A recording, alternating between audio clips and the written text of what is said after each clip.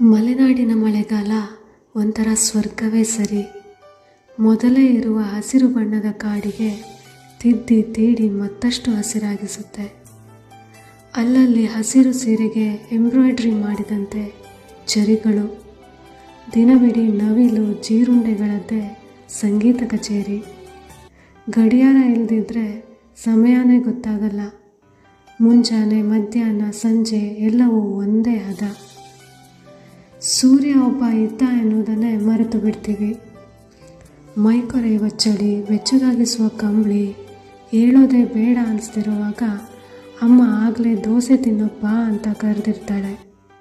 ಅಪ್ಪಂಗೆ ದಿನದ ಅರ್ಧ ಕೆಲಸನೇ ಮುಗ್ದಿರತ್ತೆ. ಕಟ್ಗೆ ಒಲೆ ಮುಂದೆ ಚಳಿ ಕಾಸೋದು, ಬಿಸಿ ಬಿಸಿ ದೋಸೆ, ಹಂಡೆ ನೀರಿನ ಸ್ನಾನ, ಪತ್ರೊಡೆ, ಕೆಸುವಿನ ಕರಕಲಿ, ಹಪ್ಪಳ, ನೀರ್ಸಾರು, ಹಲಸಿನಕಾಯಿ ಚಿಪ್ಸು, ಜೊತೆಗೊಂದು ಕಾಫಿ. ಹೇಳ್ತಾ ಹೋದರೆ ಮುಗಿಯದ ಪಟ್ಟಿ.